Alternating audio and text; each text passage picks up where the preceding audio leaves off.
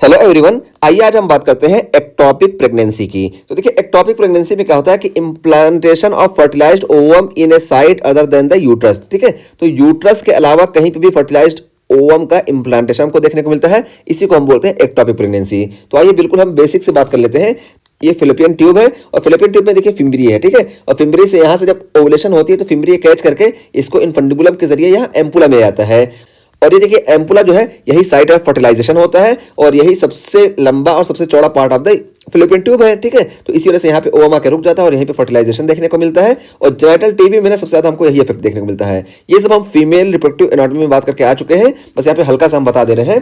ठीक है, तो यहीं पे फर्टिलाइजेशन होता है और फर्टिलाइजेशन का मतलब फिर देखिए ये वाला जो पार्ट होता है इसको हम इस्टमस बोलते हैं। इसकी लंबाई 2.5 सेंटीमीटर के आसपास होती है और ये second narrowest point of the fallopian tube होता है। ठीक है, तो इसको हम फिजियोलॉजिकल स्फिंक्टर भी इसी वजह से बोलते हैं। तो ये देखिए ये बिल्कुल नैरो पॉइंट है, इस वजह से ना यहाँ पे रप्चर का चांस हमको बहुत ज्यादा देखने को मिलता है। ठीक है, तो highest risk of tubal rupture हमको यही इस्थमस में देखने को मिलता है। और उसके बाद फिर देखिए ये इंटरस्टिशियम है सबसे अंदर, और इंटरस्टिशियम बताया था कि ये सबसे नैरो पॉइंट होता है फिलिपियन ट्यूब का। ठीक है, और इसकी लंबाई 1.2 सेंटीमीटर की होती है और सबसे नैरो होने की वजह से इसी को हम एनाटॉमिकल स्फिंक्टर बोलते हैं। तो ये सारी चीजें हम बता दिए। अब देखिए जब यहाँ फर्टिलाइजेशन हो जाता है तो फर्टिलाइजेशन के बाद ओवम यहाँ से आ जाता है अंदर, यहाँ फिलिपियन ट्यूब को क्रॉस करके यूट्रस में, और लगभग ये 3 to 4 डे ये यूट्रस में पहुंच जाता है। ठीक है, तो 4th डे यूट्रस में पहुंच जाता है और 5th डे पे देखिए यहाँ पे 5th डे पे जो इस पे जोना पेलुसिडा होता है ये गायब हो जाता है। ठीक है, तो जोना पेलुसिडा यहाँ पे गायब हो गया। और 6th डे लगभग ना 6th डे देखिए यहाँ पे इस पे upper posterior wall of the uterus पे यहीं पे इम्प्लांटेशन हमको देखने को मिलता है। ठीक है, तो 6th डे लगभग हमको इम्प्लांटेशन देखने को मिलता है। और इसको अगर हम वैसे प्रेगनेंसी के लिए में जोड़े तो हमको मालूम है कि LMP से हम जोड़ते हैं लास्ट मिस्ट पीरियड। तो हम लास्ट मिस्ट पीरियड लगभग 14 डे का मानते हैं। तो देखिए 14 + 6 यानी हमको 20 डे जो है ये इम्प्लांटेशन होता दिखाई देता है। और इम्प्लांटेशन विंडो की हम बात करें तो ये 20 to 24 डे इसका इम्प्लांटेशन विंडो होता है। ये हम इंपॉर्टेंट चीज थी, इस वजह से हम यहाँ पे एक्स्ट्रा बता दिए। ठीक, तो ये हो गया नॉर्मल। ऐसा तो नॉर्मल यहाँ से फर्टिलाइज होगा और यहाँ से आके ये अपर पोस्टीरियर ऑफ द यूट्रस में यहाँ पे इम्प्लांट होता है और यही हमारी ट्रू प्रेगनेंसी होती है। ठीक है, और इसके अलावा हमको कहीं इम्प्लांटेशन देखने को मिल रहा है तो इसको हम एक्टॉपिक प्रेगनेंसी बोलते हैं। तो ये एक्टॉपिक प्रेगनेंसी यही होगी और मोस्ट कॉमन साइट ये एम्पुला होता है। अब देखिए यहाँ पे बात करते हैं हम, यही बताया गया कि implantation of fertilised ovum in a site other than the uterus. तो यूट्रस के अलावा कहीं और इम्प्लांटेशन हमको देखने को मिलेगा और मोस्ट ऑफनली एम्पुला में देखने को मिलता है फिलिपियन ट्यूब के।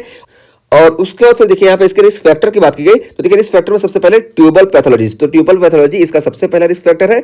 और ट्यूबल पैथोलॉजी में देखिए स्कारिंग फ्रॉम सल्पिंजाइटिस। तो सल्पिंजाइटिस की वजह से स्कारिंग देखने को मिले ट्यूब में, या इसी तरीके से सर्जरी की वजह से देखने को मिले, तो ये जो होते हैं एक्टॉपिक प्रेगनेंसी कॉज करती है। इसी तरीके से प्रीवियस एक्टॉपिक प्रेगनेंसी भी रिस्क फैक्टर है एक्टॉपिक प्रेगनेंसी का। और इसी तरीके से इंट्रायूट्राइन जो डिवाइस है ये भी रिस्क फैक्टर है। और इन विट्रो फर्टिलाइजेशन ये सारे इसके रिस्क फैक्टर हो गए। अब यहाँ पे देखिए हम बताएं कि जो सल्पिंजाइटिस होता है ना, सल्पिंजाइटिस या PID, यही मोस्ट कॉमन रिस्क फैक्टर है एक्टॉपिक प्रेगनेंसी का। ठीक है, तो एक्टॉपिक प्रेगनेंसी का मोस्ट कॉमन रिस्क फैक्टर ये सल्पिंजाइटिस या PID है। और उसके बाद फिर देखिए IUD में ना, IUD में हमको सबसे ज्यादा ट्यूबल स्टराइजेशन से देखने को मिलता है। तो अगर IUD में पूछा जाए most common risk factor for ectopic pregnancy तो IUD में ट्यूबल स्टराइजेशन ये क्लिक करेंगे। ठीक है, तो ट्यूबल स्टराइजेशन ये IUD में most common risk factor of the ectopic pregnancy है।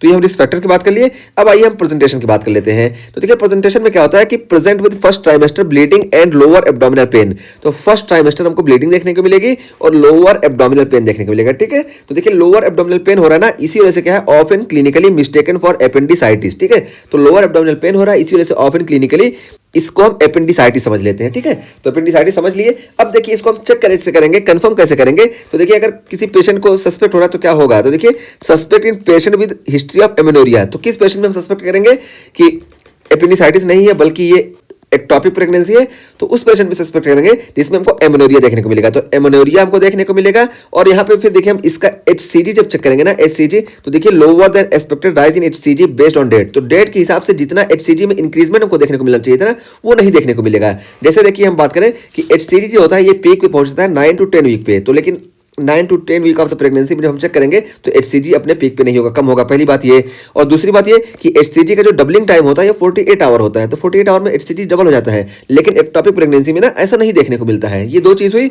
और फिर देखिए जब HCG में हमको ये देखने को मिलता है उसके बाद फिर हम इसको कंफर्म करने के लिए अल्ट्रासाउंड पे जाते हैं। ठीक, तो HCG में तो हमको ये चीज समझ में आ गई, लेकिन कंफर्मेशन के लिए हम अल्ट्रासाउंड करेंगे। और अल्ट्रासाउंड में देखिए सबसे पहले हम क्या कंफर्म करते हैं कि एक्टॉपिक प्रेगनेंसी है या नहीं, कैसे। तो देखिए अगर ना HCG का लेवल ये 200 इंटरनेशनल यूनिट हो गया है ना, तो इस टाइम पे हमको गैस्टेशनल सैक दिख जाना चाहिए TVS पे, ठीक है। तो TVS पे जब हम करेंगे तो हमको गैस्टेशनल सैक इस टाइम पे दिख जाना चाहिए, ठीक है। 200 इंटरनेशनल यूनिट अगर हो गया, तो अगर 200 इंटरनेशनल यूनिट HCG का लेवल हो गया और गैस्टेशनल सैक नहीं दिख रहा है TVS अल्ट्रासाउंड पे, तो हम समझ जाएंगे कि एक्टोपिक प्रेगनेंसी है। इसी तरीके से अगर ये HCG का लेवल 6500 इंटरनेशनल यूनिट हो गया और यहाँ पे हम अल्ट्रासाउंड कर रहे हैं ट्रांस एब्डोमिनल अल्ट्रासाउंड, ठीक है, TAS कर रहे हैं, और यहाँ पे हमको गैस्टेशनल सैक नहीं देखने को मिल रहा है, तब भी हम समझ जाएंगे कि एक्टोपिक प्रेगनेंसी है, ठीक है। तो पता चला कि अगर हम TVS कर रहे हैं तो 200 इंटरनेशनल यूनिट पे हमको गैस्ट्रेशनल सैक दिख जाना चाहिए, और अगर हम TAS कर रहे हैं तो 6500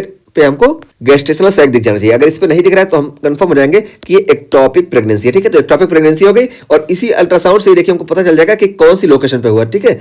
तो देखिए वही है, कंफर्म विद अल्ट्रासाउंड विच में शो एक्स्ट्रा ओवेरियन एडिनेक्सल मास। तो एक्स्ट्रा ओवेरियन एडिनेक्सल मास हमको देखने को मिलेगा, और गैस्ट्रेशनल सैक हमको यहाँ पे एब्सेंट देखने को मिलेगा, जैसे कि हम बता दिए, ठीक। तो ये चीज़ हो गई, और उसका फिर हम यहाँ पे ट्रीटमेंट की बात करें तो देखिए ट्रीटमेंट में हम मेथोट्रेक्सेट देते हैं अगर रेप्चर नहीं हुआ है तो, ठीक है। ये एक्टोपिक प्रेगनेंसी अगर यहाँ पे कहीं है और रेप्चर नहीं हुआ तो यहाँ पे हम मेथोट्रेक्सेट देते हैं 1 मिलीग्राम पर kg IM, और अगर ये एक्टोपिक प्रेगनेंसी रेप्चर हो गई है तो यहाँ पे हम सर्जरी करते हैं, ठीक है। तो सर्जरी यहाँ पे हमारी ट्रीटमेंट ऑफ चॉइस होती है, और सर्जरी में देखिए हम सल्पिंगोटॉमी करते हैं, और अगर वाइटल स्टेबल है तो यहाँ पे हम लेप्रोस्कोपी करते हैं, और अगर वाइटल अनस्टेबल है तो यहाँ पे हम लेप्रोटॉमी करते हैं, ठीक है। तो ये हम सर्जरी का तरीका भी बता दिए। तो ट्रीटमेंट में बता दिए कि ड्रग ऑफ चॉइस हमारी मेथोट्रेक्सेट होती है, लेकिन अनरेप्चर्ड एक्टोपिक प्रेगनेंसी में रेप्चर हो गई तो हम सर्जरी कर देंगे, ठीक है। ये चीज़ हो गई, और ये देखिए लेप्रोस्कोपी यही जो होती है इन्वेस्टिगेशन ऑफ चॉइस भी होती है एक्टोपिक प्रेगनेंसी के लिए, और एक्टोपिक प्रेगनेंसी में हम क्लोडोसेंटेसिस वगैरह भी कर लेते हैं, ठीक है। तो ये सारी एक्स्ट्रा चीज़ें थी, हम बता दिए। बस यहाँ पे याद रखना है कि ड्रग ऑफ चॉइस जो है मेथोट्रेक्सेट अगर अनरेप्चर्ड है, और अगर रेप्चर्ड है तो यहाँ पे हम सर्जरी करेंगे, ठीक। तो ये हमारा एक्टोपिक प्रेगनेंसी का टॉपिक कंप्लीट हुआ। यहाँ पे हम बता दिए कि मोस्ट कॉमन रिस्क फैक्टर इसका सल्पिंजाइटिस या PID है, और मोस्ट कॉमन साइट जो इसकी है ये ampulla of the fallopian tube है। इसी तरीके से most common site of the tubal rupture ये इस्थमस है, और यहाँ पे हमको जो प्रेजेंटेशन देखने को मिलता है 6 to 8 वीक का एमनोरिया देखने को मिलता है, और HCG का लेवल जो होगा ये अपने लेवल से कम होगा। और यहाँ पे हम बताएं कि HCG की जो क्रिटिकल वैल्यू है, 2 वैल्यू हम बताते हैं बहुत इंपॉर्टेंट है, 2000 इंटरनेशनल यूनिट और 6500 इंटरनेशनल यूनिट, ये दोनों इंपॉर्टेंट है। एक में हमको TVS में दिख जाना चाहिए 2000 पे, और TAS में हमको गैस्ट्रेशनल दिख जाना चाहिए अगर ये 6500 है, ठीक। तो ये हमारा पूरा टॉपिक कंप्लीट हुआ, और ड्रग ऑफ चॉइस हम बता दिए कि मेथोट्रेक्सेट है, और अगर रेप्चर हो जा रहा है तो सर्जरी है। और देखिए यहाँ पे यही चीज़ दिखाई गई है कि ये नॉर्मल प्रेगनेंसी और एक्टोपिक प्रेगनेंसी। देखिए नॉर्मल प्रेगनेंसी में क्या है कि ओवम यहाँ ओवरी से रिलीज हुआ, फिमरिया के थ्रू ये आगे यहाँ पे एम्पुला पे, और यही एम्पुला पे देखिए फर्टिलाइजेशन होता है, और फर्टिलाइजेशन होकर ये देखिए यूट्रस में आ जाता है, और यूट्रस में 3rd to 4th डे पहुंच गया यूट्रस में, और फिर यूट्रस में ये देखिए ये इम्प्लांट हो जाता है 6 डे, ठीक है। तो 6 डे या 6 to 10 डे जो इसकी इम्प्लांटेशन पीरियड है, इसमें इम्प्लांट हो जाता है, ठीक है। तो यहाँ पे देखिए ये हमको 2 डे में दिखाया गया, इस वजह से यहाँ पे नहीं समझ में आ रहा है, लेकिन इम्प्लांटेशन नॉर्मल देखिए upper posterior wall of the uterus में होता है, ठीक है। तो upper posterior wall of the uterus ये इस पीछे होता है, ठीक है। तो यहाँ पे ऐसे दिखा दिया गया। और जबकि हम एक्टोपिक प्रेगनेंसी की बात करें तो देखिए यहाँ पे फर्टिलाइजेशन हुआ, ठीक है, और फर्टिलाइजेशन होके यहीं पे देखिए इम्प्लांटेशन भी हो गया, ठीक है। तो देखिए यहाँ पे इम्प्लांटेशन हो गया, और यही most common site of ectopic pregnancy है। और अगर यहाँ पे नहीं हुआ तो यहाँ पे देखिए इसको जिसको हम इस्थमस बोलते हैं, यहाँ पे इम्प्लांटेशन हमको देखने को मिलता है। तो ये second most common site of ectopic pregnancy है, ठीक है। तो यही यहाँ पे दिखाया गया था, इसको भी हम यहाँ पे दिखा दिए।